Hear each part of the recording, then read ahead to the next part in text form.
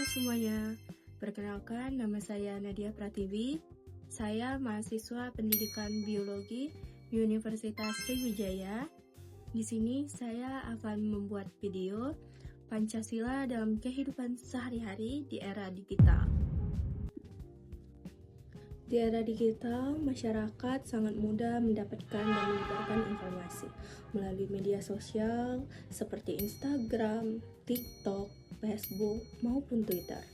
Namun, kemudahan tersebut sering disalahgunakan oleh sebagian orang untuk menyebarkan berita palsu atau hoaks, menghina orang lain, serta menuliskan ujaran kebencian terhadap suku, agama, ras, budaya, maupun perbedaan pendapat. Perilaku tersebut merupakan bentuk intoleransi dan dapat memicu konflik di masyarakat. Banyak pengguna media sosial yang langsung percaya terhadap hal tersebut tanpa memeriksa kebenarannya terlebih dahulu. Akibatnya, muncul perdebatan, fitnah, permusuhan, bahkan perpecahan antar masyarakat.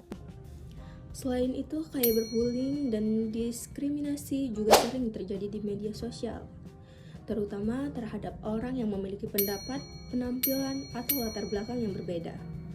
Hal ini menunjukkan bahwa etika dalam menggunakan media sosial itu masih rendah. Oleh karena itu, masalah hoaks, ujaran kebencian, intoleransi, diskriminasi, dan konflik di era sosial menjadi persoalan penting yang harus diatasi dengan menerapkan nilai-nilai Pancasila dalam kehidupan sehari-hari. Perilaku menyebarkan hoaks dan ujaran kebencian bertentangan dengan nilai-nilai Pancasila. Sila pertama, mengajarkan masyarakat untuk saling menghormati sesama manusia sebagai ciptaan Tuhan. Sila kedua, mengajarkan sikap adil dan beradab. Sebagai manusia, tidak boleh menghina atau menyakiti orang lain melalui media sosial. Kemudian, untuk sila ketiga, menekankan pentingnya persatuan Indonesia. Penyebaran kebencian dan berita palsu dapat merusak persatuan dan menimbulkan konflik antar masyarakat. Sila keempat, mengajarkan musyawarah dan menghargai perbedaan pendapat. Sedangkan sila kelima, mengajarkan keadilan sosial dan menghormati hak setiap orang tanpa menghinanya.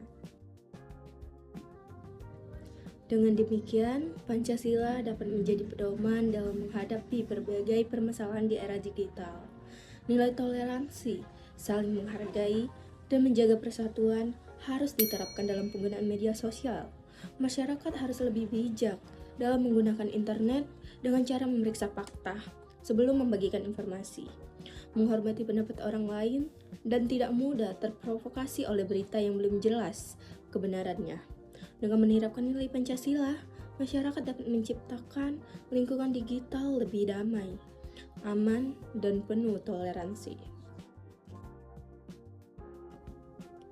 Adapun bentuk aktualisasi nyata generasi di era digital.